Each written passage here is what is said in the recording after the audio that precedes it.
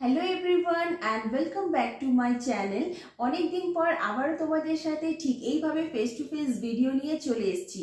আজকের ভিডিওতে আমি তোমাদের সাথে শেয়ার করব যে কিভাবে বাচ্চাদের ড্রেস বা বাচ্চাদের যে বিভিন্ন মেটেরিয়ালস বা আইটেমসগুলো ডেলি রুটিনে ব্যবহার করি সেগুলো হাতের কাছে কিভাবে গুছিয়ে রাখবে এবং খুব কম সময়ের মধ্যে প্রত্যেকটা জিনিস কিন্তু তোমার হাতের নাগালেই থাকবে।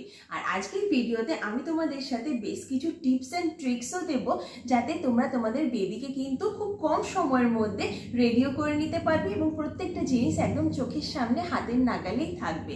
তো চলো আর বেশি দেরি না করে আজকের এই ভিডিওটা স্টার্ট করা যাক।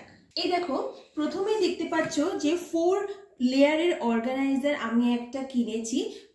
ম্যাক্সিমাম যে আইটেমসগুলো তোমাদেরকে আমি দেখাবো সেই প্রত্যেকটা আইটেমসই কিন্তু আমার ওল্ড ছিল, মানে পুরনো আগে ছিল, সেগুলোকে কিন্তু আমি নতুনভাবে ব্যবহার করেছি।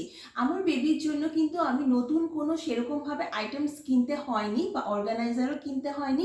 যা আমার বাড়িতে পুরনো ছিল সেগুলো দিয়েই আমি ব্যবহার করেছি।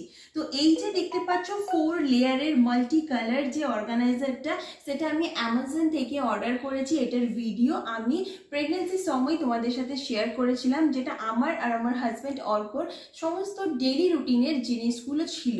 কিন্তু রিথ হওয়ার পর থেকে আমি সমস্ত জিনিসগুলো আমাদের ডিসকার্ড করে দিয়েছি আর পুরো এই 4টা লেয়ারের মধ্যে ওর জিনিসপত্রগুলো রেখেছি। তো চলো এক এক করে দেখাই যে কিভাবে আমি এই লেয়ারটাকে বা এই অর্গানাইজারটাকে অর্গানাইজ করে রেখেছি রিথের ড্রেস বা ডেইলি রুটিনের জামা কাপড় দিয়ে। তো প্রথমে আমি এটা দেখাতে বলবো যে এই যে দেখতে পাচ্ছ প্রথম যে লেয়ারটা, সেটাতে রয়েছে ওর ডেইলি বেসিসে আমি ওকে ডাইপার যতটা সম্ভব চেষ্টা করি কম দেওয়ার জন্য। দুপুরে একবার দিই আর আরেকটা হচ্ছে রাত্রি ঘুমানোর সময়। তো এগুলো হচ্ছে ওর যখন ও টয়লেট করে বা সারাদিন যখন পড়ে থাকে এগুলো আমি খুব লোকাল ল্যাঙ্গুয়েজে পিছুনি বলে থাকি, কিন্তু বা এগুলোকে লঙ্গোটও বলে, যে যেভাবে তোমরা বলো ব্যবহার করবে। তো এইভাবে ঠিক অর্গানাইজ করা থাকে যাতে আমার যখনই রিথ বাথরুম করে খুব ইজিলি যাতে আমি ওটাকে চেঞ্জ করতে পারি। তো এইভাবে দেখতে পাচ্ছ প্রত্যেকটা কিন্তু ওর যে বাথরুম করার যে মেটেরিয়ালসগুলো এভাবে অর্গানাইজ করা রয়েছে। আর এখানে ওর একটা লালা পোস্ট রয়েছে, 2-3টে লালা পোস্ট রয়েছে। আর যখন ও ফিট করে তখন ওর মুখ থেকে অনেক সময় দুধ বেরিয়ে যায় বা দুধ উতলে যায়, দই বেরিয়ে যায়। তো সেগুলোর জন্য বেশ কিছু আমি এখানে কাপড় রেখেছি। ওকে, নেক্সট যে লেয়ারটা তোমাদেরকে দেখাবো সেখানে দেখো এখানে রয়েছে বেশ কিছু প্যান্টসগুলোকে আমি এইভাবে কিন্তু মুড়ে রাখতে বেশি পছন্দ করি, কারণ হচ্ছে এইভাবে রাখলে কোন কালারটা ওকে ড্রেস মেটেরিয়ালসের সাথে যাবে, ড্রেসের সাথে যাবে, সেরকমভাবে কিন্তু গুছিয়ে রেখেছি যাতে খুব ইজিলি চোখে পড়ে যে কোন ড্রেসের সাথে কোনটা যাবে। আর এইখানে যে এগুলো দেখতে পাচ্ছ সেগুলো হচ্ছে ওর স্যান্ডো গেঞ্জি বলতে পারো বা ইনার ওয়্যার হিসেবে বলতে পারো, কারণ আমরা জানি যে এখন উইন্টার পড়েছে। তো যখনই আমরা কোনো স্কার্ট বা ফ্রক বা গেঞ্জি পরাচ্ছি, ভেতরে একটা করে যদি পাতলা গেঞ্জি পরিয়ে রাখি তাহলে কিন্তু ওর জন্য ভালো। তো ঠিক এগেন আমি এইরকমভাবে গুছিয়ে এগুলোকে রেখেছি যাতে আমি প্রত্যেকটা কালার বা মেটেরিয়ালসগুলো আমার ভিজিবল হয়ে থাকে। এটা গেল সেকেন্ড লেয়ার। এরপর যে থার্ড লেয়ারটা আমি তোমাদের সাথে শেয়ার করব, এই পুরো থার্ড লেয়ারটা জুড়ে রয়েছে ওর ড্রেস। তার মধ্যে বেশ কিছু ফ্রক রয়েছে, গেঞ্জি রয়েছে, টুপি দেওয়া কিছু টি শার্ট বলতে পারো বা টুপি দেওয়া বেশ কিছু ড্রেস রয়েছে। যেমন এগুলো পরপরগুলো, এগুলো হচ্ছে ওর টুপি দেওয়া, আর এগুলো হচ্ছে প্লেন গেঞ্জি আর ফ্রক রয়েছে। এটা গেল আমার থার্ড লেয়ার। আর ফোর্থ লেয়ারটা আমি যদি দেখাই তাহলে ওর ম্যাক্সিমাম এখানে কাঁথা রয়েছে।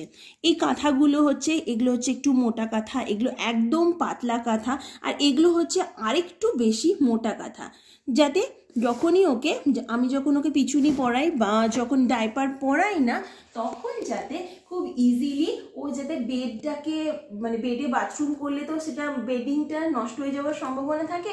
তো সবসময় একটা কিন্তু কাঁথা ইউজ করতে হয়। তো যখন আমার মনে হয় তখন আমি পাতলা কাঁথা ইউজ করি, যখন দরকার হয় তখন আমি মোটা কাঁথাগুলো ইউজ করি।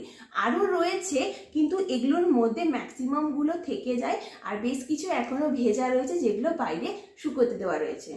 নেক্সট আমি তোমাদেরকে এই অর্গানাইজারটা দেখাবো, এই অর্গানাইজার ব্যাগটা দেখাবো, যার মধ্যে এখন যেহেতু উইন্টার সিজন আমি টুপি ব্যবহার করছি রিতের জন্য। তো এখানে টুপি রয়েছে, সকালের দিকে যেহেতু হালকা শীত থাকে তো সেই জন্য হালকা টুপিগুলো রয়েছে। আর এগুলো হচ্ছে সন্ধ্যের পর ভারী টুপি, একটা দুটো মাঙ্কি ক্যাপও রয়েছে, এর মধ্যে আরও বেশ কিছু টুপি রয়েছে, সেগুলো আমি অন্য জায়গায় রেখেছি, ওগুলো এখন শুকোচ্ছে। তো এইটা মেনলি হচ্ছে ওর টুপি রাখার অর্গানাইজার। আর আরেকটা এই যে অর্গানাইজারটা তোমরা দেখতে পাচ্ছ, এটা আমার বাড়িতে নতুন এসছে, রিসেন্টলি ওর মেজো মিমি এসছিল, মানে আমার ছোটদি এসছিল, তো ওকে গিফট করেছে। এটা একটা ভীষণ হেল্পফুল অর্গানাইজার। তো চলো তোমাদেরকে দেখাই যে এর মধ্যে আমি কি রেখেছি।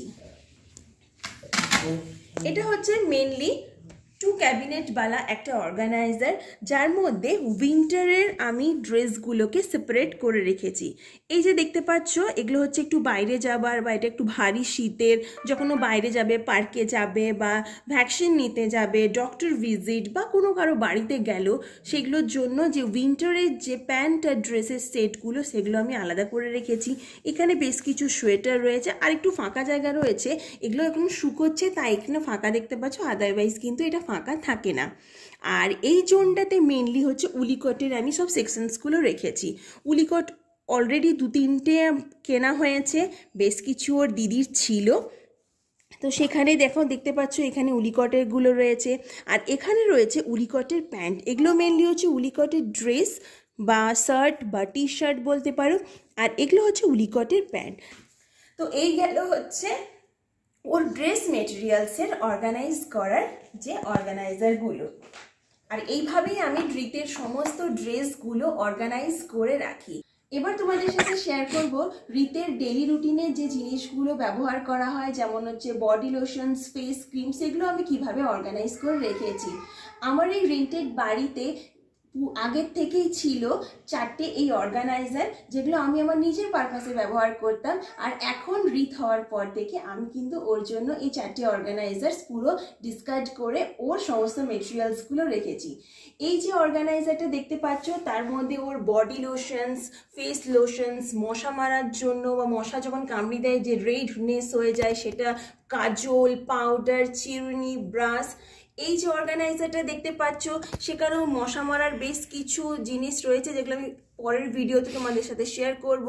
এখানে রাইপ ওয়াটার রয়েছে, এখানে একটা ঝিনুক রয়েছে, পাউডার রয়েছে, ক্যালপল, কলিমেক্স বা আরও যে এসেন্সিয়াল যে থিংসগুলো সেগুলো রয়েছে। এই বাস্কেটটাতে বা এই অর্গানাইজারটাতে ওর পটি ক্লিন করার জন্য আমি সবসময় কটন ব্যবহার করি, আর বেশ কিছু ওয়েট টিস্যু পেপারও রয়েছে, যখন যেটা আমার কনভিনিয়েন্ট মনে হয় তখন সেটা ব্যবহার করি। এখানে একটা স্যানিটাইজার স্প্রে রয়েছে, ওয়াটার স্প্রে রয়েছে ওর পটি যখন ক্লিন করি। আর এই অর্গানাইজারটা স্পেশালি রয়েছে মেনলি ওর ডাইপারগুলো আমি অর্গানাইজ ওয়েতে রাখি। এইভাবে আমি অর্গানাইজারগুলোতে অর্গানাইজ করে রাখি, কারণ যাতে প্রত্যেকটা মেটেরিয়ালস বা থিংস ভিজিবল হয়, যখন যেটা আমার দরকার খুব ইজিলি আমি হাতের কাছে পেয়ে যাই। আজকের ভিডিওটা আমি এখানেই শেষ করছি। যদি তোমাদের হেল্পফুল বলে মনে হয় তাহলে অবশ্যই লাইক, কমেন্ট, একটা শেয়ার করবে, কারণ ওদিকে রিতের ঘুম ভেঙে গিয়েছে। চলো আজকের মতো এখানেই আসি, টাটা।